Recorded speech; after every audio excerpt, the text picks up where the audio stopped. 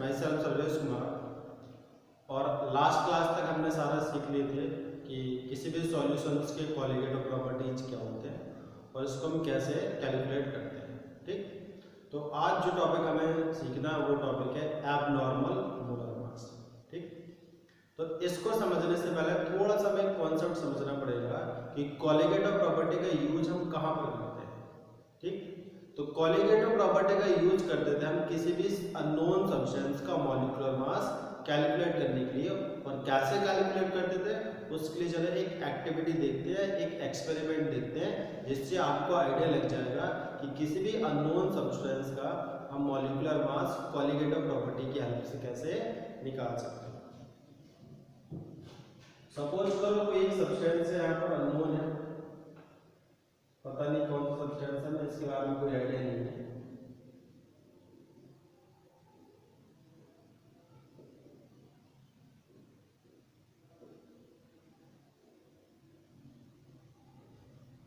ठीक, और इसका मॉलिक्यूलर मास निकालना है, तो इसका मॉलिक्यूलर मास कोलिगेटिव प्रॉपर्टी की हेल्प से हम कैसे निकालेंगे वो सीखना है। तो हम क्या करेंगे, एक बीकर लेंगे,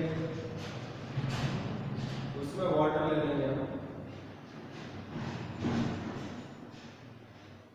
1 kg। अपनी कन्वीनियंस के अकॉर्डिंग कुछ भी ले सकते हैं, यहाँ पर लिया 1 kg लिया। और वाटर का KF होता है मोलर डिप्रेशन कांस्टेंट 1.86। अब जो भी अननोन सब्सटेंस का मॉलिक्यूलर मास निकालना है, तो उस अननोन सब्सटेंस का हम कुछ वेट करेंगे। अब कुछ भी अननोन सब्सटेंस है उसका कुछ अमाउंट इसमें डाल देंगे। अब जितने अमाउंट हम इसमें डालने वाले हैं वो अमाउंट हम क्या कर लेंगे, वेट करेंगे। सपोज को हमने कितना डाल दिया, 10 ग्राम डाल दिया। अपनी कन्वीनियंस के अकॉर्डिंग आप कुछ भी डाल सकते हैं, 20 ग्राम, 5 ग्राम, 100 ग्राम, 1000 ग्राम, जो भी डालना हो डाल देंगे। ठीक, अब इसका क्या बोलते हैं मोलर मास कैसे निकालेंगे वो देखेंगे। चला या मॉलिक्यूलर मास कैसे निकालेंगे। तो अब हमने क्या किया, इसमें एक अननोन सब्सटेंस डाला, तो ये क्या बन गया, एक सॉल्यूशन बन गया। ठीक, अब इस सॉल्यूशन का फ्रीजिंग पॉइंट हम कैसे निकालें, इसमें हमने थर्मामीटर डाल के इसको फ्रीज करना स्टार्ट कर दिया। ठीक, हमने इसमें एक थर्मामीटर डाला और इसको फ्रीज करना स्टार्ट कर दिया। सपोज करो ये जाके फ्रीज हुआ -5 डिग्री सेल्सियस पर। अच्छा, फ्रीज किस टेम्परेचर पर होगा कैसे पता चलेगा, इसमें एक थर्मामीटर लगा देंगे, तो जैसे जैसे टेम्परेचर डाउन हो जाएगा उसकी रीडिंग हम नोट करते जाएंगे। तो ये सॉल्यूशन जाकर फ्रीज हो रहा -5 डिग्री सेल्सियस पर। और वाटर था, तो वाटर, प्योर वाटर का फ्रीजिंग पॉइंट T0 F कितना होता है, 0 डिग्री सेल्सियस। यहाँ से डेल्टा TF आ जाएगा। डेल्टा TF क्या हो जाएगा, T0 F माइनस TF, और रखेंगे वैल्यू तो आ जाएगा 5। तो डेल्टा TF की वैल्यू आ गई 5। ठीक, अब हम अप्लाई करेंगे delta TF is equal to KF into M। Delta TF कितना 5, KF है 1.86। Molality, moles of solute, moles कैसे निकलेगा, given mass upon molar mass. Substance का मोलर मास हम क्या सपोज कर ले रहे हैं, M upon weight of solvent in kg। तो इस प्रॉब्लम को यहाँ से हम सॉल्व करेंगे तो सारे फैक्टर नोट है, केवल हमें एक ही फैक्टर नोट नहीं, वो क्या है, molecular mass of the substance. तो यहाँ से क्या निकल जाएगा, सब्सटेंस का मॉलिक्यूलर मास निकल जाएगा। ठीक, एक बार फिर से रिपीट कर दे रहे कैसे क्या हुआ। हमने कोई भी अननोन सब्सटेंस है यहाँ पे ले रखा और इस अननोन सब्सटेंस का मॉलिक्यूलर मास कैलकुलेट करना है। हमने क्या किया, 1 kg वाटर ले लिया, उसमें 10 ग्राम अननोन सब्सटेंस डाल दिया। वाटर का KF होता है 1.86 और वाटर का फ्रीजिंग पॉइंट होता है T0 F 0 डिग्री सेल्सियस। लेकिन अब ये सॉल्यूशन बन गया, तो इसका फ्रीजिंग पॉइंट क्या होगा वो हम कैसे पता करेंगे, इसमें एक थर्मामीटर लगा देंगे और इसको फ्रीज करना स्टार्ट करेंगे। जिस टेम्परेचर पर ये फ्रीज हो जाएगा वो इसका हो जाएगा फ्रीजिंग पॉइंट। फ्रीजिंग पॉइंट की जगह आप एलिवेशन और boiling point means delta TB भी कैलकुलेट कर सकते थे, टी नॉट ऑफ बी कितना होगा 100 डिग्री सेल्सियस, और टी बी कैसे निकालेंगे, थर्मोमीटर लगा देंगे हम इसमें, तो जिस टेम्परेचर पर बॉयल होगा वो टेम्परेचर हम नोट कर लेंगे। तो यहाँ पर हमने क्या किया, ये जाके फ्रीज हो रहा, सपोज दैट -5 डिग्री सेल्सियस पर, तो डेल्टा टी एफ क्या होता है, T not of F minus T F, तो डेल्टा टी एफ हो जाएगा 5। अब colligative property depression in freezing point delta T F equal to होता है कि एफ इंटू एन, कि एफ क्या है, मोलर डिप्रेशन कांस्टेंट जिसकी वैल्यू 1.86, डेल्टा टी एफ यहाँ से चेक कर चुके हैं हम, एन क्या मोलैरिटी, मोलैरिटी क्या होता है number of moles of soil, तो मोल्स कैसे निकालेंगे, गिवन मास 10 ग्राम डाल लेंगे अपॉन मोलर मास, हमें आइडिया नहीं है उसको हमने एम सपोज कर लिया, upon weight of solvent in KG. तो यहाँ से हम सॉल्व करेंगे तो क्या निकल जाएगा, सब्सटेंस का मोलर मास निकल जाएगा। तो कॉलीगेटर प्रॉपर्टी का एक बहुत इंपॉर्टेंट एप्लीकेशन है कि किसी भी अननोन सब्सटेंस का मॉलिक्यूलर मास कैलकुलेट करना। तो बहुत टाइम तक साइंटिस्ट इसका यूज करते रहे किसी भी अननोन सब्सटेंस का मॉलिक्यूलर मास चेक करने के लिए। ठीक, तो ये तो हो गया कि कॉलीगेटर प्रॉपर्टी से हम किसी भी सब्सटेंस का मोलर मास कैसे निकाल सकते हैं।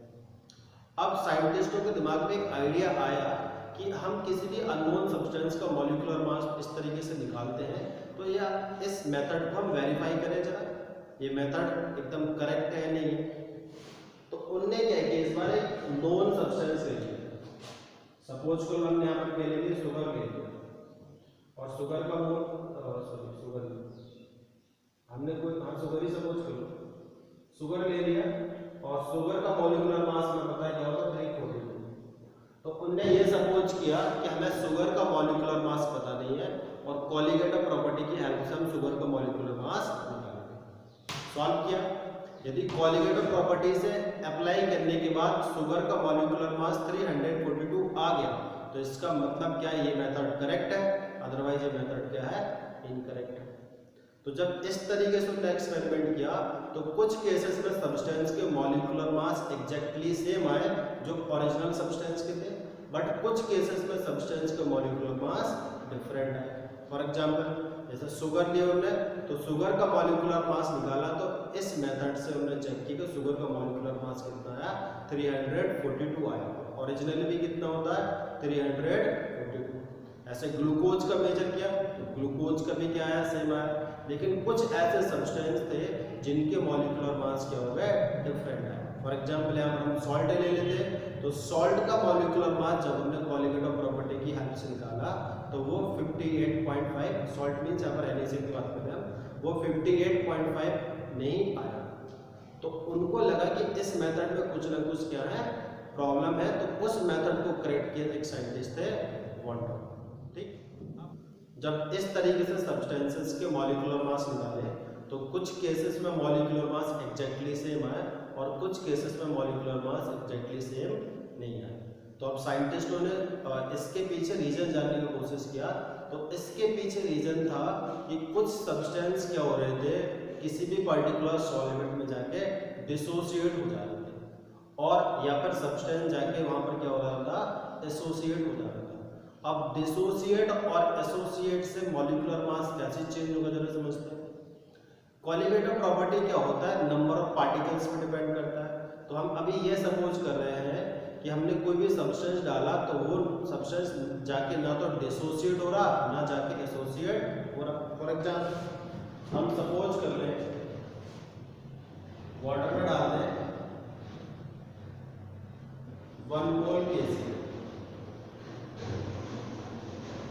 तो हम क्या सपोज करेंगे कि यहाँ पर KCl के कितने पार्टिकल्स हैं, 1 मोल में पार्टिकल्स हैं, Avogadro number of particles means N particles. लेकिन KCl जब वाटर में जाएगा तो KCl के फॉर्म में तो नहीं रहेगा, वो कैसे हो जाएगा K plus and Cl minus. तो अवोगाड्रो नंबर ऑफ पार्टिकल्स इसके हो जाएंगे और अवोगाड्रो नंबर ऑफ पार्टिकल्स इसके हो जाएंगे। तो एक्चुअल में सॉल्यूशन में कितने पार्टिकल्स होंगे, 2Na। तो अभी हम क्या सपोज करें, कितने पार्टिकल्स है, केवल अवोगाड्रो नंबर ऑफ पार्टिकल्स है, बट एक्चुअल में कितने पार्टिकल्स है, 2 times of Avogadro number of particles. तो अब तक जितने भी कॉलीगेटर प्रॉपर्टी के फॉर्मूले हमने लिए वहां पर हमने एक फैक्टर कंसिडर नहीं किया कि सब्सटेंस सॉल्वेंट में जाके डिसोसिएट हो रहा या फिर एसोसिएट हो रहा। जब भी सब्सटेंस एसोसिएट होगा तो नंबर ऑफ पार्टिकल्स कम हो जाएंगे, डिसोसिएट होगा तो नंबर ऑफ पार्टिकल्स क्या हो जाएंगे, बढ़ जाएंगे। ठीक, तो इसी डिसोसिएशन और एसोसिएशन की वजह से क्या हो रहा है, कॉलीगेटिव प्रॉपर्टी की वैल्यू चेंज हो जा रही है। और जब colligative property delta T F delta T भी किसी की वैल्यू चेंज हो जाएगी तो यहाँ से क्या हो जाएगा, मॉलिक्यूलर मास की वैल्यू भी चेंज हो जाएगी। ठीक, लेकिन अब कुछ केसेस में एग्जैक्टली मॉलिक्यूलर मास सेम कैसे आ गया, सेम उन केसेस में आया जो सब्सटेंस सॉल्वेंट में जाके ना तो डिसोसिएट हुए ना ही एसोसिएट हुए, लेकिन ये सब्सटेंस सॉल्वेंट में जाके डिसोसिएट हो गया और एसोसिएट हो गया तो सब्सटेंस का मॉलिक्यूलर मास क्या आ गया, डिफरेंट आ गया। ठीक, तो अब समझेंगे हम एबनॉर्मल मोलर मास क्या है। ठीक, तो एबनॉर्मल मोलर मास क्या है कि जब भी हम किसी भी अननोन सब्सटेंस का या फिर किसी सब्सटेंस का, नोन सब्सटेंस भी ले सकते हैं, मॉलिक्यूलर मास कॉलीगेटिव प्रॉपर्टी की हेल्प से निकाले और वो डिफरेंट आए उसके एग्जैक्टली मॉलिक्यूलर मास से, तो हम बोलेंगे कि सब्सटेंस क्या शो कर रहा, एबनॉर्मल मॉलिक्यूलर मास शो कर रहा। ठीक, तो इसी को बोलते हैं हम एबनॉर्मल मॉलिक्यूलर मास। इसको आप नोट कर लीजिए, फिर इसका हम डेफिनेशन लिखेंगे। तो अब देखते हैं एबनॉर्मल मोलर मास होता क्या है। When the molecular mass of a substance determined by any of the colligative properties comes out to be different than the theoretically expected value, the substance is said to show abnormal molecular mass. इसका मतलब क्या है, जब भी हम किसी भी substance का मॉलिक्यूलर मास किसी भी कॉलीगेटिव प्रॉपर्टी की हेल्प से कैलकुलेट करें और उसका मॉलिक्यूलर मास जो थ्योरेटिकली वैल्यू है, मतलब थ्योरेटिकली का मतलब क्या है, जो उसका एक्चुअल मॉलिक्यूलर मास है वो कैसे निकाल सकते हैं हम, वो निकालने का तरीका जिस तरीके से हम पहले निकालते थे वही, जैसे H2O, हाइड्रोजन के कितने एटम है, 2 × 1 प्लस ऑक्सीजन कितना एटम है, 1 × 16, तो नॉर्मल तरीका है।